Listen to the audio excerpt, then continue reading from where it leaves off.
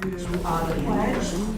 I pledge allegiance to the flag of the United States of America and to the republic for which it stands, one nation, under God, indivisible, with liberty and justice for all. Thank you very much. Welcome to our budget meeting, and I will take a motion to enter into an open meeting of the budget committee. Mrs. Donalillo, and could I have a second to that? Mr. Johnson, all in favor? Thank you very much. And I remind you that Mrs. Donalillo is our very capable budget chair. Where would you like to start tonight? I think we should start with Ms. Skills. We shall do so. Thank you. All right. Good evening, everyone. This is night 2 in our budget development process. As we have done, if you are watching at home and you have any questions, please feel free to email our communications office, communications@nccs-k12.org. That's monitored all night, so when we get to the end of the evening after the board questions, we'll be able to answer any questions anyone at home might have. And tonight we'll spend some time with our instructional support departments. They do so much work behind the scenes to help all our students get here safely, have great experiences when they're here, and they are so integral to our students' success. And so tonight we're going to talk about the separate instructional support departments that are so important to our district. And we are going to start with transportation. I wanted to make a pun about driving, but one's not coming to me right now. I'm really mad at myself. We'll get your gears rolling. Get my wheels turning. There we go. Okay. Got it. Okay. You know how to use this one? It's just down. Just now? Yep. So Superintendent Steele, members of the board, thank you for letting me make my annual visit to talk to everybody about the super exciting transportation department. So every year we start off with comparing our numbers from this year to last year. As you can see, our overall student count is kind of similar. Our schools that we go to are kind of similar, but we've had, unfortunately, a drastic reduction in the number of regular drivers that we have. And so we'll touch a little bit on that in one of the later slides, some of the great work that we're trying to do to help out with that situation.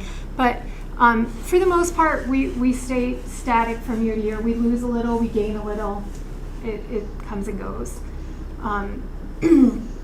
We're replacing a few more buses this year than we would normally be doing, because we're trying to get ourselves in a good position where when we're ready to move forward with the electric buses, we can do so.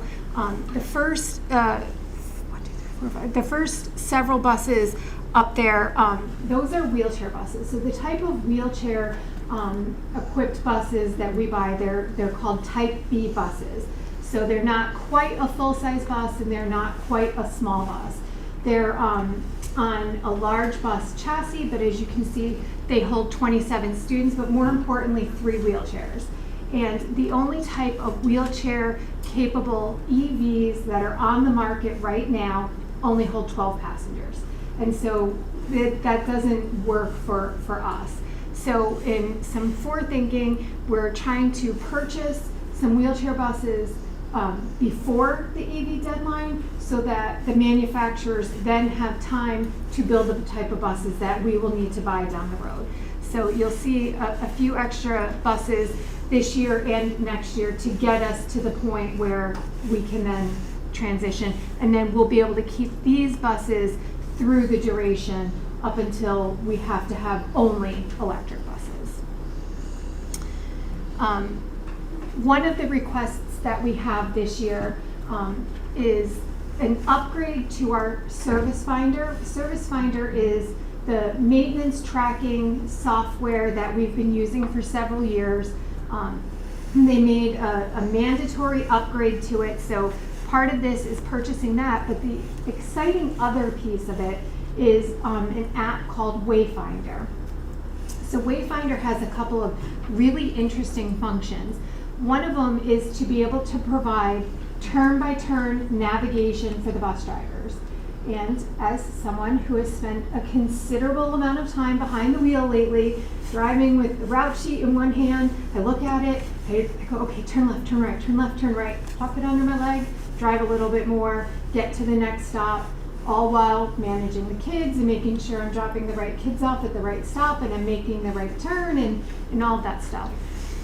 Another interesting feature with Wayfinder is that when it's on the bus with the regular driver, they're able to capture, the software is able to capture if the driver is doing, maybe they've decided we're going to pick up here and then here, whereas our routing software thinks you should do it the other way around. It will adjust the route to what we're doing in real life so that when a substitute takes over, it has the most updated current information.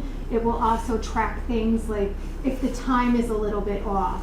If they, every day, they skip the stop at 91 Fiddler's Lane because they just know that the student doesn't ride, it'll capture that, it send us a notification in the office, then we have the ability to contact the parents, say, hey, we noticed you haven't been using the bus, do you want to be on a will call? Where you'll just call us on the times that you need a bus. So it will help us when we do have substitutes deployed, make their jobs a little bit easier. So that's one of the asks that we have this year. We have a couple of options with it. If we have the full implementation, meaning we purchase the app and the tablets that go along with it for all of our buses at once, the total cost is $172,000. If we phase it in, it'll be something that we would phase in over the next 5 years, and that would be $76,000. It's another one of the things that we're trying to look at, perhaps making a larger purchase now as opposed to when we are going to be buying more electric buses at a higher price tag. So that's our two options with Wayfinder and Service Finder. The Service Finder, we have to upgrade at this point. We can't use the older system anymore, but the Wayfinder will be very beneficial to our staff. And another piece of preparing for electric buses, we recognize that there's specialized tools and specialized PPE for the mechanics that are going to be working on the buses. And then these are just some of like the toolkits and heaven forbid a rescue hook, some electrical high voltage gloves that we would need to purchase to have for the mechanics and throughout the shop. We're also looking at purchasing a couple of non-school bus specific vehicles. In the past, the passenger vehicles that we've purchased have been yellow, they've been registered as school buses. These are other vehicles that will be still maintained by the Transportation Department, will go through DOT inspection so they can transport students, but could also be used for non-school bus drivers. We looked at a bunch of different types of minivans. We think a minivan is a little bit better suited for our purposes as opposed to another SUV type of vehicle.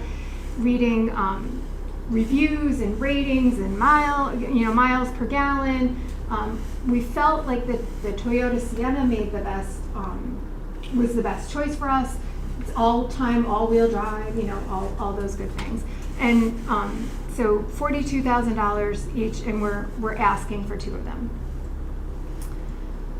So this is the exciting part.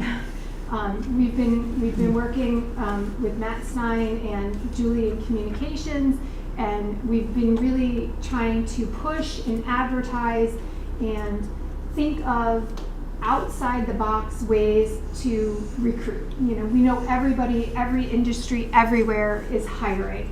How do we get those people to want to come to us? Across the board, everybody who does come to us says, wow, this is the best thing I've ever done. I love working with kids, driving buses, wonderful. And it is, it really is. It's just hard sometimes to get folks in the door. So we've been doing a lot of advertising. We've done some internal job fairs. We are looking at some external job fairs, another one coming up on April 10th. We're working with New York State Department of Labor. I've met with Julie a few times, and we've discussed a very different type of job fair that we want to do. So coming up on April 26th, it's a Saturday, we're going to do what we're calling like an on-the-bus job fair. Some of the successes that we've had in the past with recruiting people has been when we've done a drive-a-bus event. We're kind of limited to the amount of time that we can spend doing something like that. We have to fit it in the middle of the workday, but basically someone comes, we usually meet them over here. One of our trainers brings them over to the bus garage and we let them drive. Well, we're looking at expanding that, where we will have people sign up for it, where they will get their ticket to drive, and we will have folks from the transportation department, our training folks, and there will also be folks from the human resources department that can, while people are on the bus, we can explain to them all of the great things about working for North Colony. And because they're on the bus, we'll take a little tour of the district. They'll get to see some of our district, they'll get to see some of our schools, they'll get to see what it would be like. Meanwhile, they'll hear about all the benefits, all the health insurance, retirement. We're a top-rated school district. It's, you guys all know, it's a great place to work and live. So that's some of the stuff that we have. We're going to be posting on various different platforms. Facebook is going to be pushing some advertising. We have digital displays, we have print displays. We're reaching out to, like, checking with Master Yang's. Lots of our families go to Master Yang's. Perhaps they'll let us put up a flyer that we're hiring. The library, Veterans Association. We're on New York State Job Board. So we're really trying to push and get some folks in the door. All right, so any questions for me before I turn it over to Brian? A couple of questions. One is, and I'm just curious, the last bus number 89 that's getting replaced is $324,000 as opposed to the 172. Why is that?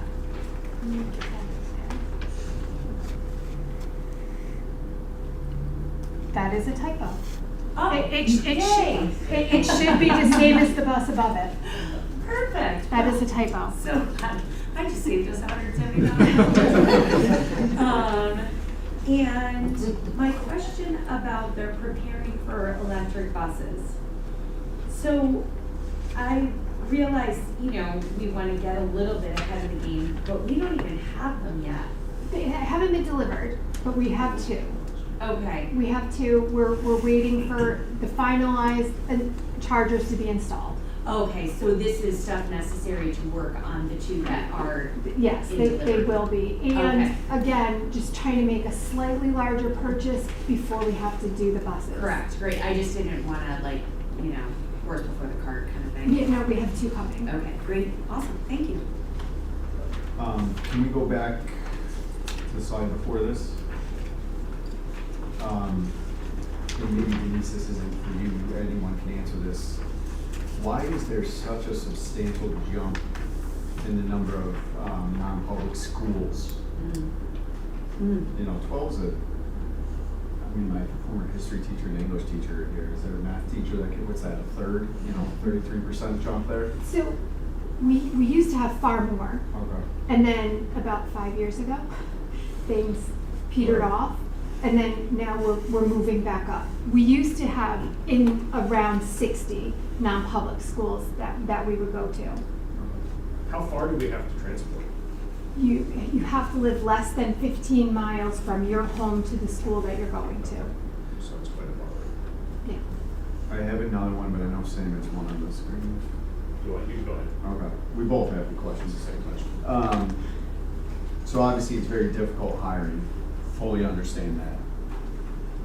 That is a very alarming drop off from last year to this year. I know it's, We're talking about the number of drivers. just number of drivers, sorry, thank you, Sam. And again, fully understand as you show, you know, the efforts that are being done here for hiring, greatly appreciated. That's a substantial drop off, and it's a little alarming to me that that's the first I've seen it. I don't know if any other board members have, so, it's great we're doing this hiring, but that's just very concerning to me. I don't know if that's even a question Is there that anyone something wants that to we answer. need to do better to retain? 20's I mean, again, I'm not gonna play the percentage game, so I'll embarrass myself. That's a big drop. So as far as salary wise, we're very competitive. We pay for training, which a lot of other school districts don't pay for training. So as far as that goes, I don't think it's that. I think it's a tough job. Can we turn that off so the public doesn't hear me now? I think it's a tough job. You're obligating yourself for upwards of 12 hours a day, but you're gonna get paid for 6 hours a day, unless you can find a job in the school that's gonna give you an extra couple of hours. People are staying at their regular jobs longer. Transportation, driving a school bus used to be a retirement job. We have younger people that are coming in now that it is their primary job. The training takes sometimes 4 months to get through, which is a really tough sell. You have somebody who comes in and they want to start working right away. So we're fortunate that we're able to offer them paid training. We're fortunate that we're able to let them work as an attendant on the bus, so they're getting some pay coming in. But waiting 4 months for a full-time job is a pretty hard sell. And that's there's nothing we can do about that. That's part of federal motor carrier said we have to be in compliance with this thing that they call the entry-level driver training, where you have to demonstrate a certain number of classroom hours and on-the-road hours before you can even sign up for your road test. And then sometimes your road test is 6 weeks away. So all of that is an uphill battle for us. Yeah, I definitely respect all of that and fully understand that. And I think what my concern is we know the margin you're working with of how every day saying prayers, holding breath, whatever we want to say. So fully understand that. I guess what my ask is going forward, if we could just be kept in the loop of what that number is, I would prefer not to be surprised a year from now, I guess is what I'm saying. I did not realize it was that much of a drop off from last year. I don't know if any other board member feels differently. Fully understand what you're up against. I think let's just keep the communication line a little more open to the board of what the situation is, because we know how difficult that margin is. Is that more, like, I assume we get a regular number of retirements every year, so does that number reflect more that we are having problems bringing new people in? It's not like we have more people quitting or quitting at a higher rate? Agreed. We're having more challenge getting people in. We have tons of people who apply. Fewer people who actually show up for the interviews. Then once we do, we get them in, we interview them. Once they find out what the process is and potentially how long it could take, when you could conceivably get a comparable paying job somewhere else, we don't have a lot of people that want to stick it out. This past year, we lost, I want to say 6 or 7 people off the top of my head that I can think of that went to full-time jobs. So that's a hard thing to compete with also. 12 months, 8 hours. We have a lot of people that go through the paid training and then Very few. Very, very few.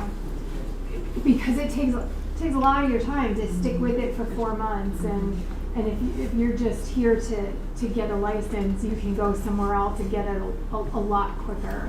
Like if you just want to go to, like the town will train you to drive a Class B vehicle without the school bus and all that other very quickly. We just have a different standard that we have to adhere to, and it's fine. It's good. Like there's no complaints about turning out safe drivers. Denise, I just want to say that considering the challenges that the transportation department faces presently, I think you do a good job getting those buses on the road. And I know there are some glitches some days, but you do a good job getting those buses on the road. Thank you. Yeah, and I think that everyone has, know that the board appreciates that. We'll also see pivoting because, you know, you have to fill in obviously at times and we've seen those notices. Right. And I think, you know, being able to juggle that, that's truly appreciated. I'm sure for all the students that get picked up every day. How many days a week do you drive, Denise? Last week I drove 8 runs. 8 months. Yeah, so out of a possible 10, I drove 8. Yeah. It was great. And I would like to say, when the texts come in the morning, where they think they're gonna be short, and you don't know how many days that you don't hear about it, because they're like, hold on, we almost got it, hold on, and like, until, like, in 2 minutes, you're all about to leave to go drive, and they're like, we got it! Like, so I don't know what kind of Jenga puzzle they do, but they really do stay at it until they can try to hit it, and like, it is amazing that, like, we're about to send the message communication, they're like, hold on, we figured it out. So There's been a long time since we've been able to cover 1 for 1. Like if one person's out, 3 people are taking a little bit of their piece. So that's kudos to the drivers that have taken on the extra burden, the extra responsibility, and it's hard for them too. You know, a few years ago, we visited the bus garage. Was that a decade ago, maybe? Probably. You're like, you know what? We would like to do that sometime. I think our board members who have never visited, I've always said, it's a spiritual experience. Always welcome. It felt like yesterday, you're right, but no. So sometime, Denise, maybe we could do that. Sure, of course. I got one more, but I'll talk about it. You got one? I just had Go one ahead. more. I was just gonna ask about the Sienna purchases. I didn't know if they were EV or not. I know there's a lot of like hybrid options and different things with that. I just wasn't sure what type. They are not. We're not purchasing any more EVs until we're able to upgrade our infrastructure a little bit. Because I know on the Siennas they offer like a hybrid which can go longer. Yeah. Once it actually comes specifically time to purchase those vehicles, we will do what's called it a mini bid, where we'll put in the specifications what we want to OGS, and then people will bid on it. So that's the ballpark price if we were ordering it from the dealer with, you know, the options that we chose. So it may come in a little bit lower, hopefully. Can you go 2 slides prior where Wayfinders, the 2 options? So for option 2, is that would it be that same cost for 5 years, or does it change? I'm just trying to weigh the total cost against each So, other. in years 4 through 5, you won't have the 11,500 upgrade for Service Finder. That's a one-time. And then the coming years would be the tablets, and then the increase to the annual fees. So The it definitely 76. seems like it definitely seems like the better cost option would be option 1. So- Civil. The thing with option 1 is that we never have to worry about whether or not, when we're sending a substitute out to cover a run, if there's a tablet already installed on that bus or not. The tablets can also take student attendance, and we verified that they would work with Raptor as well. So it'll have multi-functions. Have we, and this is actually probably a question for Julie, but are we comfortable with the privacy protections? It's a lot of information now that we'd be collecting on students and their It's the residences. same as any other app that we have a data privacy agreement in place, and they're not allowed to sell or share our data with anybody else. So any software that we share PII about our students with, we are required by law to have those agreements in place. Do we have a sense for how long the contract is? I recall it was about 10 years ago when we started looking at Google Classroom, and it was free and it was great. And now they started charging more and more and more each year, and so right now, if this company is fairly new, we're worth a lot to them, it's a lot of information. But It's with TransFinder that we've used, it's just a Okay. different part It's of another their product overall, they're yes, yeah. We've tried to streamline our products to all run off the same company and the same platform. So they'll all speak to each other essentially. The only thing I would like to add about this product is that this is something that Denise and her team have been investigating for some time.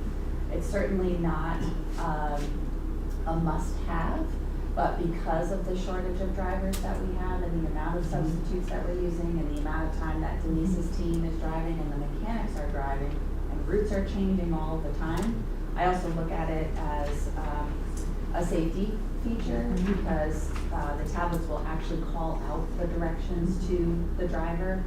And so when she asked me about presenting this, I said I would really like the board to see both options. However, I'm really reluctant to just purchase 15 when the real impact could be doing it for the entire fleet.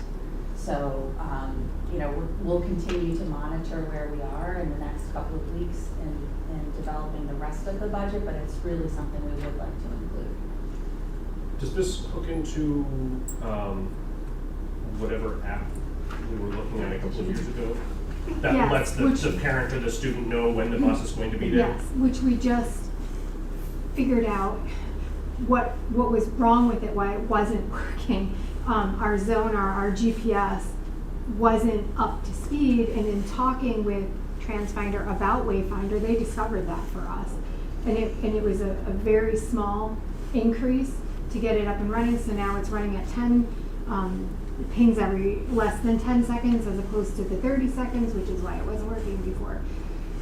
We would have deployed that. We don't have the staff. Like, which sounds strange to say, but if we're all out driving and the only time the parents are going to be using the app is when we're out driving, there's no one for them to call and help or ask for help on the app. But that again, yeah, so it does tie in, ties in with that.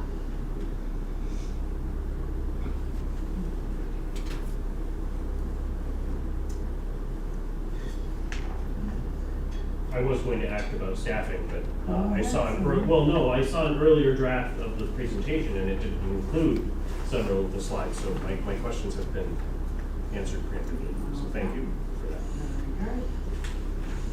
Thank you.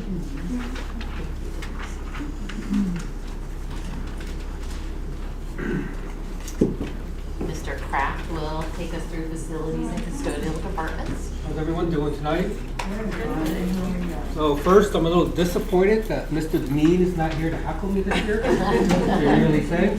I am quite excited that I get to use the same clicker twice in a row though, so you might know how to use it, right?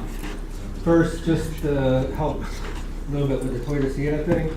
So the bus transportation building is limited on power. About 4 or 5 years ago, we upgraded the power to get a buffer. And then now with the 2 electric buses coming in, we're at that point where we're saying we don't want to add any extra down there, allowing the mechanics to do what they got to do and everything else operate properly or what. So I would say we could park it maybe somewhere else, but Well, I made the comment just because I have a hybrid Sienna, Yeah. and I can drive 525 miles without filling up my tank. there you go. And I don't need to ever plug in because Really? it's not a plug-in hybrid. So that's just my feedback on that for That's mileage. good. Like if you're doing athletics or something, like that's a long way without having to fill up. That's great information to know. Awesome. Okay, so here we go. Look at that, it worked. So, this is our annual maintenance department data. First of all, before I start that, so the big news, last April, we kind of joined with custodial, we became one team, it's kind of nice. Jesse's over there, it gives us a little more efficiency. So far, it's going pretty well. So, we have 13 locations, buildings, 30 boilers, tons of things. We got 3,000 doors, lock sets, 4,000 plumbing fixtures, 15,000 light bulbs in place, 284 acres of property. More on that later. 8 playgrounds, 20 parking lots, 21 practice and playing fields. We have a great facility for athletics. over 5 miles of fencing, and a lot of trees that like to fall on the sharks. So, equipment. In the maintenance department alone, well, we have 20 vehicles, service trucks, dump trucks, pickup trucks, plow trucks, 7 very nice commercial mowers, trailers, tractors, backhoes, and then over 25 more specialized things, pretty much stuff for athletics, take care of the fields. And then we have 3 more vehicles in custodial. So, this year,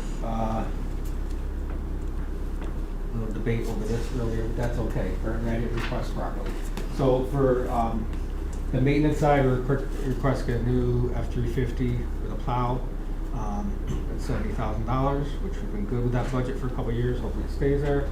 And then we do the annual $25,000 mechanical equipment replacements.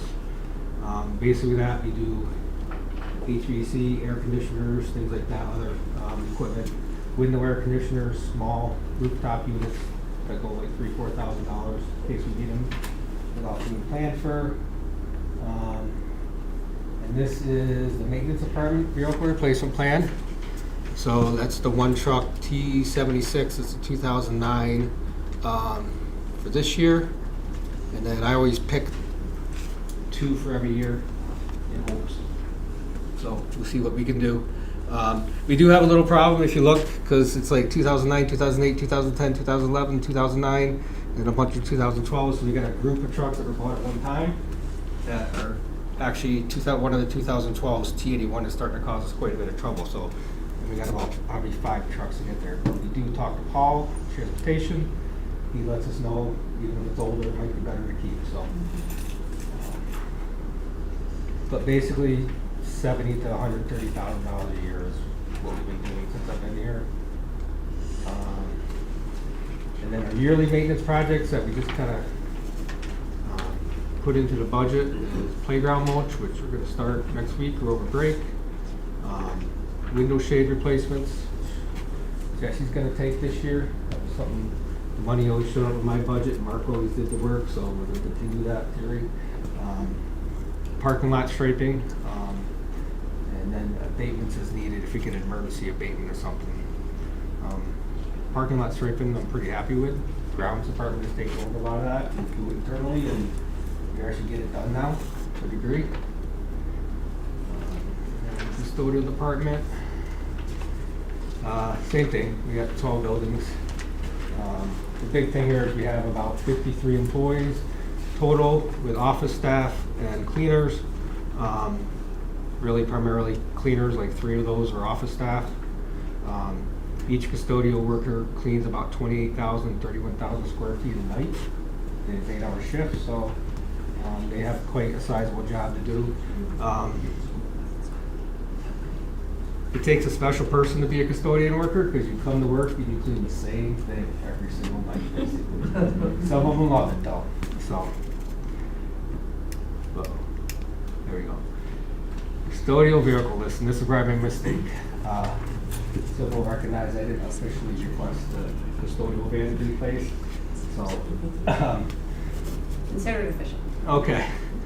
We have 3 vehicles, like I said there. There's a 2009 Ford E250 van over at the high school, CS1. Transportation fixed it last year. They said we will not fix it again. It's starting to show frame issues. It's used by custodial maintenance. It's used by CTE, robotics. So it gets quite a bit of use. And then we got the 2014 F-150, which Jesse drives, which I thought was much newer than 2014 because it looks great. So, and then the Ram ProMaster, that is in excellent shape. That's the delivery van that Rick used to drive. Now Mike drives it, so really on those, the only one we're asking is CS1 and CS3 I put out there to 28, 29, and if it stays nice, we'll move it out further. It's just there. Okay, budgetary numbers. Maybe these are better than square footage and that type of stuff. Just some things that we did this year, past year, and put it in numbers. So over the fall last year during football season, the Walker Field fence and lighting upgrades It was $13,595 without labor associated, that's just the lights and the fencing. Air filters, we're close to $90,000 a year in air filters for the district. Whiteboards, almost $13,000 a year in whiteboards. Door hardware last year, that's locks, crash bars, closers, $34,000. Grounds, 2 years ago, we tracked every grounds receipt that they did for field maintenance. Anything they absolutely did was $117,000, salt totally included. So that department is $117,000 a year. Vehicle maintenance, this is really, doesn't count the 3 at custodial because it's an old number, but we track the maintenance vehicles at $30,000 a year. Paper towels and toilet paper last year, $82,000. So, and that's why we wonder why a school's using so many paper towels. But, and then cleaning chemicals is $49,000 a year for custodial. So, we're a sizable district, we have sizable needs, and things cost money. That's why our budget is what they are. So, okay. Any questions so far? I know. I think I'm flying. So. Okay? Go ahead. Do we, and this is probably more for Sybil, with national events being what they are, do we anticipate that a lot of those materials are going to get more expensive? And are we budgeting appropriately for that? We are escalating in certain areas, something that Kathy C-Tech has also been working on with Brian, and his team is trying to make the bid process more efficient. So that should also help us. Okay. And then I'm curious now, Brian, your first slide has 13 locations. Custodial has 12. And so what's the one that custodial doesn't? I don't know, bring? that was Mark's slide, I stole it. So, no, what it is actually they no longer provide custodial services to achievements at the Maplewood School. So that is what it is. So, yeah, that was totally Mark's slide. I keep some things for Tim just for nostalgia, and we'll keep some things for Mark for nostalgia along the years, so that's how we try to do it. So this summer, we'll be starting the capital transfer project, phase 1 of our project coming up, the smaller project, phase 2, phase 3, a little larger section. We will be starting the Walker Field track resurfacing and fence upgrades, which are much needed. That one's going to be pretty impressive. So it's the running track, removing pole vault, if someone knew something about it, and the interior fence next to the track where people stand at football games, that's getting raised up higher. So it's not as easy. You have some issues, people jumping back and forth, students and stuff, so that will hopefully prevent that. The H Gym athletic entrance walkway, that will be done. It should be done before school starts. It kind of has to be done before Walker Field. The H Gym athletic entrance and walkway is going to be a very nice entrance in the H Gym, so we have an athletic entrance so people know where to go. We'll have proper lighting, ADA accessible, a nice entrance into there, and that will definitely go into the school year, so we'll have to prepare for some of that, more athletics on that. Luckily, the fall events aren't inside as much, but where the kids exit and stuff we'll have to deal with. And then we're going to start the bathroom upgrades at the high school. Over the summer, we will do the abatements necessary for those in the C wing upstairs, and then also behind the security desk. They call it E wing. It's E wing upstairs, but that's the old main entrance there. They will go into the school year as well. The abatement would definitely probably take close to a month for each of them, and then they'd start working on them, and then we believe work at night. We had talked about possibly as we get closer, maybe like sectioning it off and allowing them to go in there and work during the day, but we'll see how that goes. It's probably night work. The library elevator upgrades, hopefully that is done by the end of summer. I don't know why it wouldn't. The Dover elevator by the library really is our primary elevator for our special needs students to get up and down between the floors. And just, it really is a mechanical upgrade to make it new, functional, and last another 20 years for everybody. We had, I think, you guys been here 8 years now? So, at least we would say last year, 1 year ago, but I think it was 6 years ago, we had a $90,000 failure on that we had to replace, so the idea is to avoid that. It actually adds safety upgrades that have come over the years. The gymnasium equipment upgrades for all the elementary schools is a big one, so we could get the hoops lowered, and get rid of the hoops from a long time ago in there. It's nice for the students, but definitely get it so that the third graders can play basketball properly. Cafeteria sound panels going to Southgate and Latham Ridge to help with the noise in there. And then Blue Creek cafeteria wall abatement is gonna be a big one. That is gonna be done this summer, and we'll see about the repainting possibly getting into the school year, but definitely abatement be done.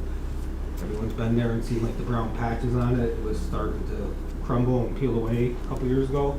We caught it before it actually hit the ground, which is great. And then the Latham Ridge gym ventilation upgrades, which for whatever reason that gym does not process air properly, and even during a spring day when it's 55 at night and you try to bring in cool air all night long, it doesn't cool down. So we'll get that going. The goal is to get that done before school starts. Depending on when SED says it's okay to go, we may not be able to order the actual units in time, so we'll see. But hopefully we can get that done in time.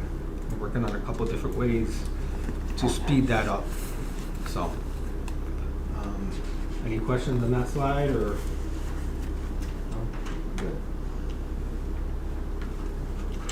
Maintenance summer projects. So, Shaker High School A-Wing, there's like 3 classrooms there, 2AA, 209, 210, 211, 211B, which are very small. So when we're looking at doing the project and how we flexibility in scheduling classes, these rooms are identified and we're easily able to take down the walls. You get 3 big classrooms, which obviously you can put 10 kids in a big classroom, or you can put 30 kids in a big classroom. So it's going to make it easier for the high school to do what they need to do and handle less classrooms during the project and still teach everything they need to teach. Water meter upgrades. Latham Water is requiring this. I'm pretty excited about this because all the new ones are electrically read, so they're accurate. You think reading a meter is easy? I had to do it at one point in my life. Sometimes it's not right, and you know they make mistakes. They read them every 6 months, so by the time you see them make a mistake, try to figure out what was going on. It's not easy. And then I'm going to contact the company that we buy them from. I don't know if this is possible, this is my head, but I'm hoping we can buy the device to read it. So then once a month we can drive around and read it and actually see what's going on. We'll see about that. They do cost about $3,500 for a meter. Our plumber does put them in, so we save money there, that's good. But especially the high school. The high school, this weekend we'll have its second one put in, and then we'll get all 3 done. And they just use so much water, knowing that being read properly is good. Paving repairs, we hope to do the edges of the Shaker Middle School bus loop. We started to crumble on the inside there, and we don't want to lose the rest of the road, so put like a 2-foot patch there. John Meyer during the project went up and down that it wasn't big enough for the buses, that they were going to cause an issue, and apparently he was right. So we will fix that hopefully. Did Southgate get in the budget? Okay, I thought I asked for that. So I'm hoping, I didn't do anything with the vehicle, but we were looking for money hopefully to try to redo the front of Southgate. Entrance right, the metal panels are all rusty. So, if I forgot, I'm sorry, Julie. Next year, I'm holding you to it. Next year, okay. It's just not very nice looking when you go in, so.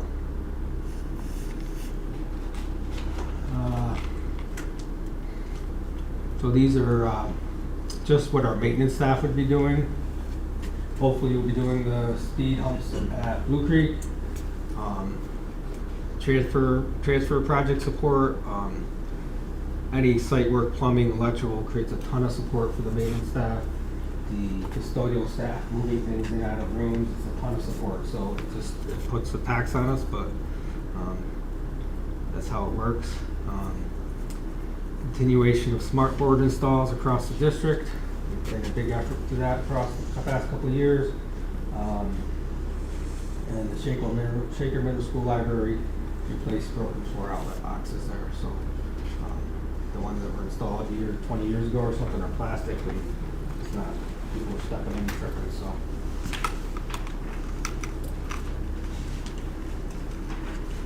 That's it. Any more questions or no? Okay. Thank you. Thanks.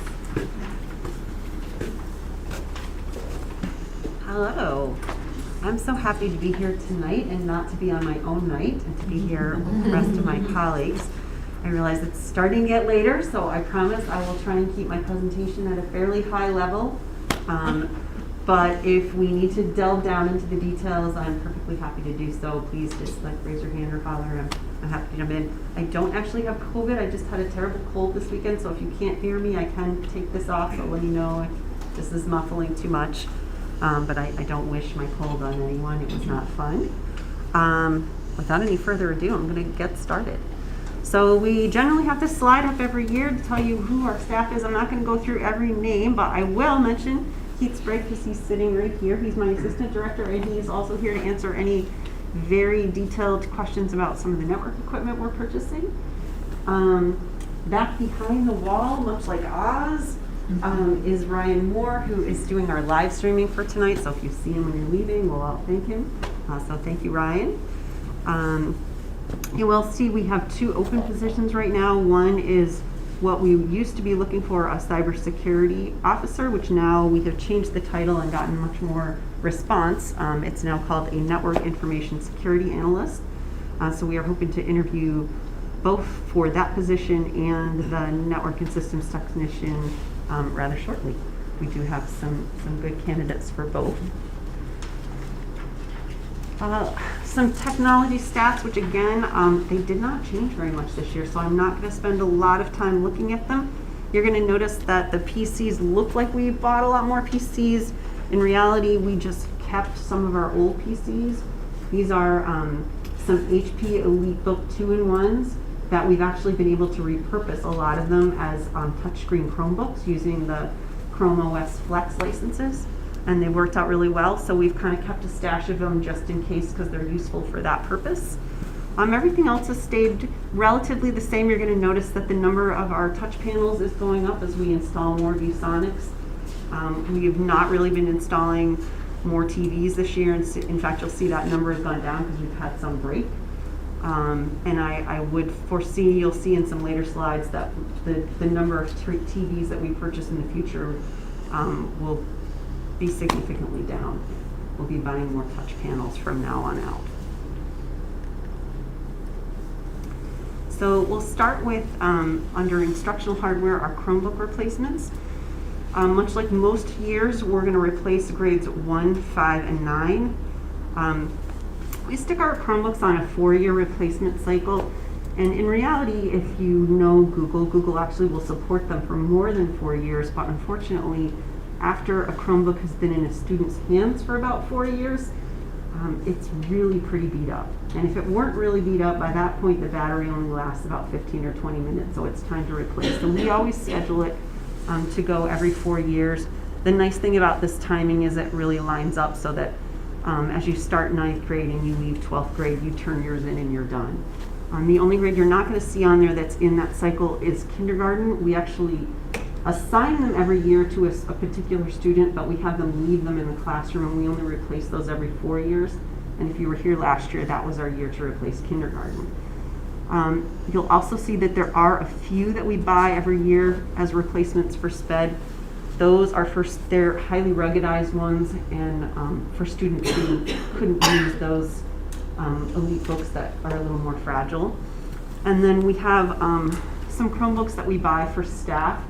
Usually they're for subs or teaching assistants, people generally other than teachers themselves. So along with our Chromebooks, we have other items that we have a general replacement cycle every year. You're going to notice at the top there's 3 labs listed for this year. The top 2 are both at the high school. They are CAD labs here. In reality, they are only 4 years old, so we're actually going to try and wait until next spring to purchase them. But we keep them on the replacement cycle at 4 years because thankfully the CAD software that we use, which is the industry standard, is Autodesk, and they give us a free copy to use, but one of the caveats of having the software available free to our students is that we have to take their latest and greatest, newest update every summer. And unfortunately what happens sometimes is we take that update and then we find out that the system requirements for the new software require a much more powerful machine than we have. So we always keep our machines on a 4-year replacement cycle just in case we need to replace them when the new software comes out, and we hope that we don't and we can push them another year. And I'm very hopeful that we won't have to buy them till next spring, but it will be in the same budget year, so we're leaving them in there. W102 is a tech room over at the middle school, and we actually already pushed that one a year, so it definitely does need to be replaced this year. The next line is for staff replacements. We have about 277 staff 2-in-1. Those are the flips that you can draw on laptops. We do also have some basic laptops that are more of a clamshell. We have a wide variety of iPads that we need to replace this year. We have a fleet of over 1,000 of them this year. We're replacing mostly 164 of the 64 gig. Those are for a wide variety of purposes. Most of them this year are for our SPED students, some for our tests with the psychologist, and a small group for the music department.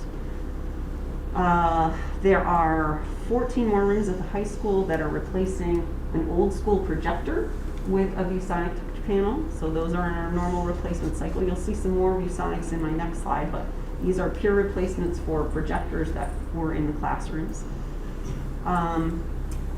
Last 2, we have some headphones for our students.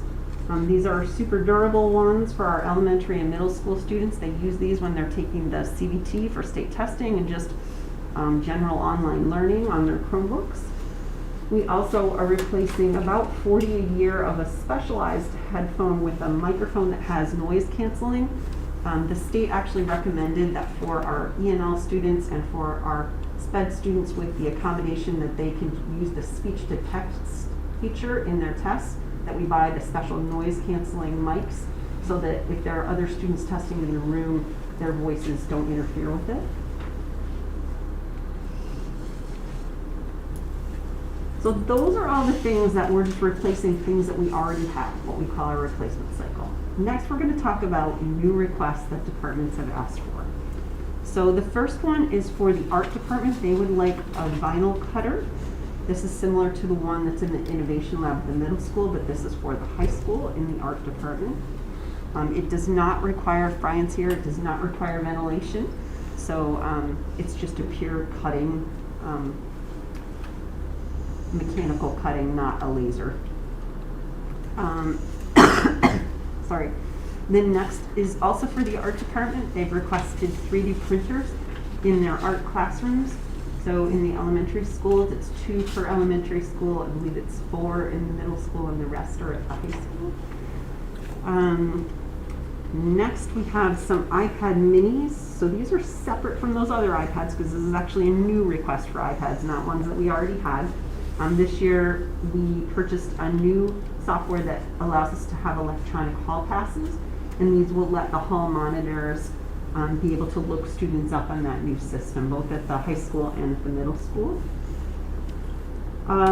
We also have 5 requests for high volume lab printers or scanners. These are, the majority of those classrooms you see are either art or tech rooms. Then we have some requests from the clean tech room, which is in one of the innovation labs over at the middle school. They would like a more powerful teaching station laptop, and they also would like, it seems odd to put these on this list, but they would like new the platforms in their 3D printers, which are oddly enough very expensive, $1,300, which in the school world is considered equipment, so they are on our list. And last, we have a request from the elementary schools to replace in their general ed classrooms to provide basically all of them with ViewSonic touchboards. So more like this, but that size in their classrooms. A large portion of their classrooms, well, a portion, maybe not large, a portion of their classrooms already have that in, so the 83 represents just the rooms that are left to change out for ViewSonics. I will put a little asterisk by this because due to the volatility of pricing right now in technology, that number may change. So the locations may change where we're putting them, the number that we're able to buy may change, the number that we have in the budget may change from now until a little later. But that is kind of the worst case scenario right now that I could see if we did all of them would be 83. I'm going to stop right here because this is most of the instructional tech and see if there's any questions on this, because the next slide I think is network. So you have a slide for the replacement cycle, a slide on the new hardware, which will presumably next year end up on the replacement cycle. It does. Do we have a sense for what, if anything, has fallen off? What we have decided we are no longer going to replace? Because like otherwise, I'm looking at $282,000 of new stuff, and if we have similar things year after year, that starts to add up. And we have to keep replacing the technology. I just want to get a sense for how much are we growing the technology we have, because I assume there's quite a bit of that. I would say that it's hard to say whether it's new items or just the increase in the cost of items, but it has been pretty consistently going up by our hardware on the instructional side by at least 10% every year. Some of that's because we bought new, but some of it we do retire. It really kind of depends. Like if we went back to that beginning slide, which might take me a little bit here, you're going to notice that we stopped, whoops, went too far. So some of the things we have retired. So we're no longer buying MacBooks. They were very expensive. At the time, they cost way more than the PCs, so we've stopped using those. But some of it just is kind of the way, unfortunately or fortunately, I'm not sure, it depends on your stance, of where we've gone. I mean, when I first came here, no student had a personal device. When you look at this chart, we started this chart in 2017, but the year before that, only 7th and 8th grade, I think, got them first. So right now, we've become fairly stagnant in our numbers, and I don't see those climbing. I mean, I will say we're going to get more cameras. It's not ever going to go down. It's just always going to go up. So I'm not sure that realistically the number of devices is So going this to is go just down. it's something I think we're going to have to it's just- anticipate yeah. going forward for a while. Yeah, I think one time we had, I'll give you a story. One time we had some people in a technology room, and they were complaining about the Wi-Fi and saying, oh my God, we're having so much trouble with the Wi-Fi. And we walked into the room and we were just sort of stunned because every student on their desk had the PC that was for the lab in the room, and then they had their Chromebook next to them. And on the Chromebook, they were watching a video on how to do the thing they were doing on the PC. So now we've got, 30 kids Chromebooks, 30 kids PCs. And I looked at Keith and I looked at the kids and I said, could everyone who has a phone in their pocket raise their hand? And every single kid, so now we've got 90 devices all in one thing. And it's just shocking. And it just keeps growing and growing and growing. Yes. Have we looked at whether there are viable alternatives for iPads? Most of the iPads that we use in the building are specifically for SPED students, and most of them are specifically called out on their IEP. There are a few other locations where we use them. That's in art, where they use them as drawing pads instead of using the Intuos, the Wacom tablets. So it's a fairly similar price point.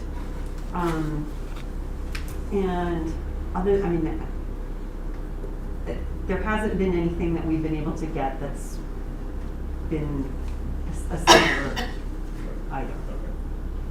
Okay. I don't necessarily want to quibble about the 7 iPads for the hall monitors, but it seems like that would be a situation where you don't necessarily need the full iPad, but maybe the software doesn't exist for Android. But you need the form factor, but You definitely need the form factor. A lot of them don't run well on that. A lot of them, it's an app that's designed specifically for the iPad. In the case of the hall monitors, they honestly were using their phones, which they shouldn't be using. We don't want them looking at student data on their phones, so I think it's important to get something that works well with that software. thank you. Some of the stuff does have a long life cycle too, like there's printers that are like Yes. 12, 15 years old that are still running strong, some HP printers. Like I'm looking at some of the stuff on my side, it'll be like a 10-year replacement cycle, not a 4-year. So even though it's a new item, it'll be around for a while. And We generally hold on to something until it actually has absolutely no workable life left in it. If people wonder why we end up giving our stuff to the recycling company, it's because no one will, by the time we're willing to get rid of it, no one is going to use it. So actually, I'll give you a good example. So our Chromebooks, those ones that are pretty beat up, by the time we get rid of them, it turns out that every Chromebook since the dawn of time, if it's just the clamshell one, not the touchscreen ones, they all use the same screen in the 11-inch model. So my guys actually pull out every single screen and every workable keyboard and put them in our parts pile. And if you wonder why we don't have a big repair cost, it's because my guys are sitting in the chair, ripping all of those out and putting them back in. So when a student comes and goes, I don't know what happened, and they dropped it or stuck a pencil in it or did something, no one's upset. We're like, oh, it's okay, we've got one in this pile here from last year, we can just put it in, it's okay.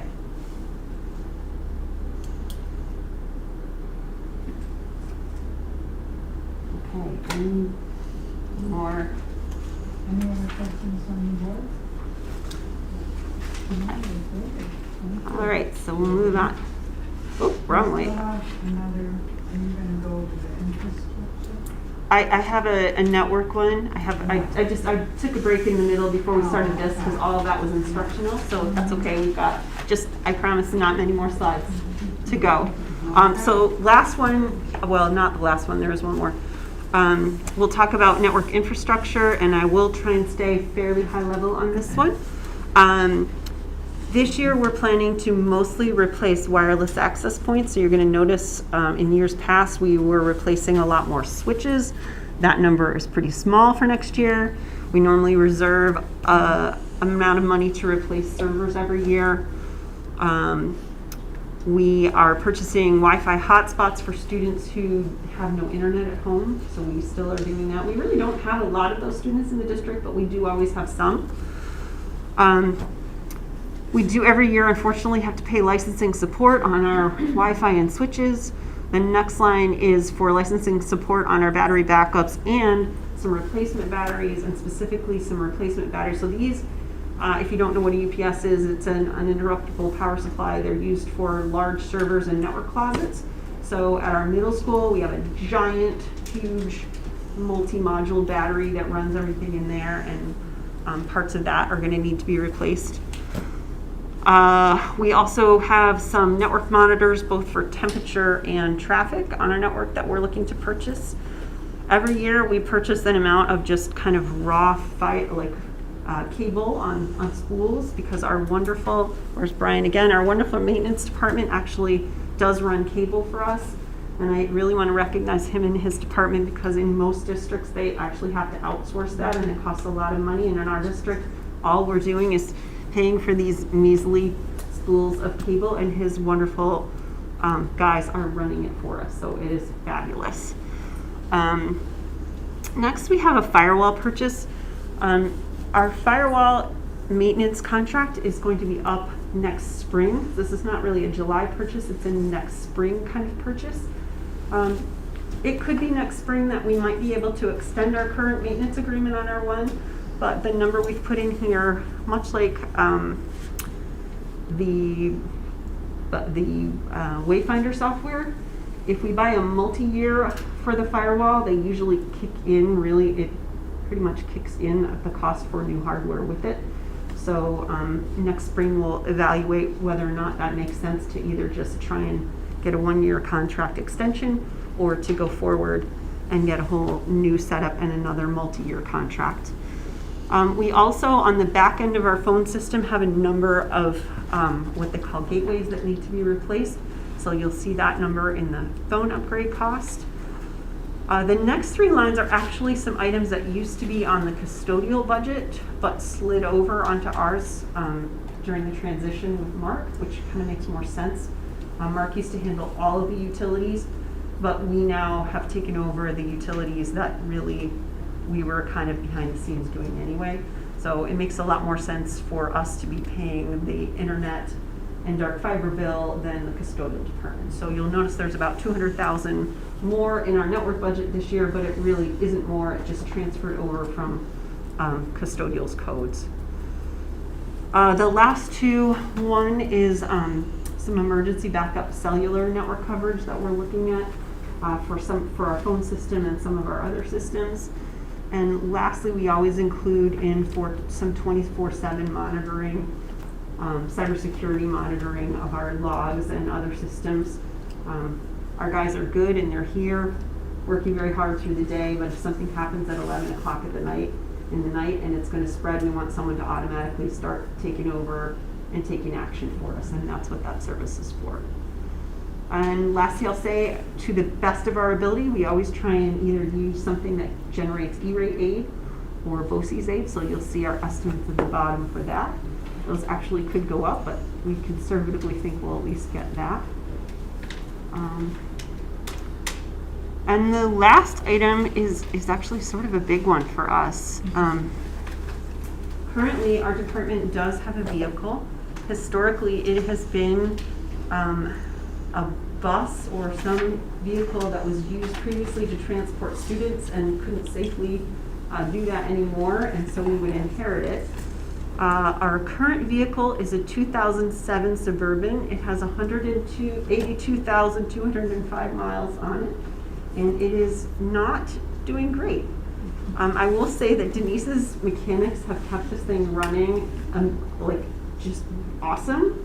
However, if you've ever owned a really old car, it hits that point at some point where like things just start to catastrophically fail, and you know like it's time. We know that's coming. So there aren't any small Suburban or buses that are coming down, rolling off of transportation anytime soon. So I think it might be time for us to have our own vehicle. I think the other advantage right now is that in the next couple of years, we are going to be transporting and hauling a lot of equipment, especially TVs and ViewSonics. Our current vehicle is the Suburban. It does not have a lift gate. If we have anything heavy or large, it doesn't fit in it. So we have measured it out, and this vehicle can fit an 86-inch TV box, a 75-inch TV box, a 75-inch TV on a rolling cart, and all of our rolling Chromebook carts, which are incredibly heavy.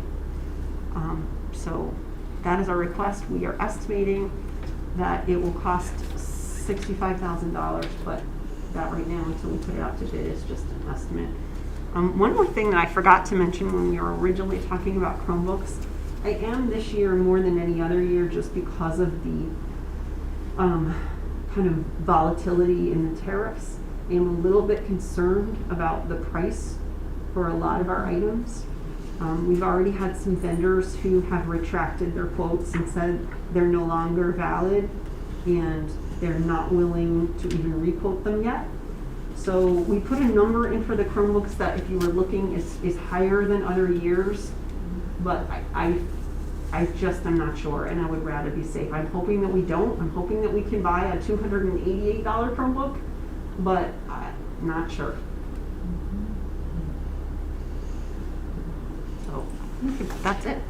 Does anybody else have any questions? I think the other thing we should say is there is a case right now in front of the Supreme Court about the E-rate aid. A different state has brought it to the Supreme Court. The Supreme Court will be weighing in on whether or not that is either aid is constitutional. So that also could present a problem with aid on the other side. We met yesterday with Commissioner Moy, who is the Commissioner for the Office of General Services for the state of New York. She shared the same news, that obviously a big part of their job is to get contracts for the entire state, and vendors are backing away from giving them any post-July 1 quotes because of the volatility. So it may be that at some point, obviously we adopt a budget, there's a certain amount, and we may at some point come back and say, instead of buying 300 of the amount we had, we could only buy 250. We're looking at cost escalation, but it is very volatile right now. So. Can I take a moment to say that I recognize that with all three of the departments we talked about tonight, prices on all of this stuff is volatile, but we do so much of it in-house because all of you are so competent and good at your jobs. Yeah. And it could be so much worse. And so thank you, every one of you, for that. Because we could be in a much worse place than we are right now.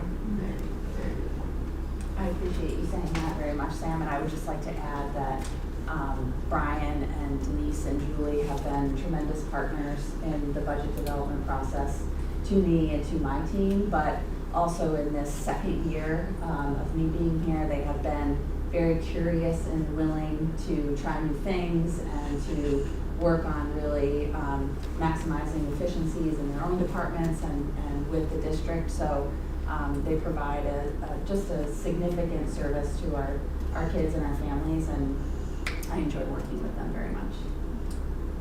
I do have one actual question. We still have like 400,000 of Smart Schools Bond Act money. Are we able to get that? We still For are able to anything? get it. So I didn't put a slide in this year because we don't have anything specific planned. I'm gonna put the caveats about Smart Schools. So we have roughly about $500,000 left in there. It technically does not expire. The problem with it is that in a good year, in a perfect world, it's about 9 months to get your purchase approved. But lately, it's been more like a year and a half. So if you're gonna buy something, it can't be something that you need right away. And there are some categories that might be helpful to us if we run short during the capital project. So I think we're all sort of thinking of it as a little bit of a safety net for that capital project. There are things that could be used towards vestibules, towards security, towards cameras. So we also have some requests from schools to put more cameras out to their playgrounds. And the trouble with that is to get to the playground, we've got a trench underground, and a lot of times there's like an access road that we also have to go under, so it's not a simple venture. So that's another project that kind of we're thinking that might make sense, because it's not like you have to have it right this second. It's okay, we really like to do this, and finding the money for it may be difficult. That might be a good use of it.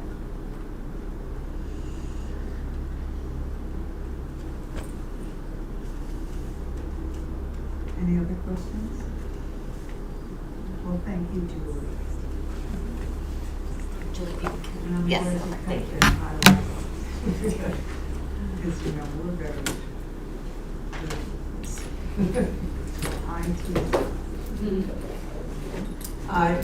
thank you, Brian, and thank you, Julie, for your good work, and for Denise. I said before, the board really does appreciate everything that you do. Julie, personally, thank you for your patience working with me, and that's something I appreciate. All right, I'll take a motion to close out budget and adjourn.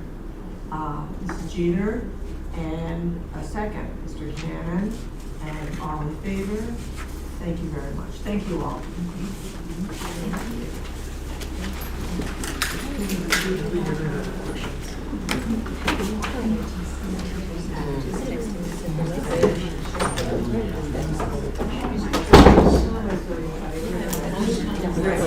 Exactly.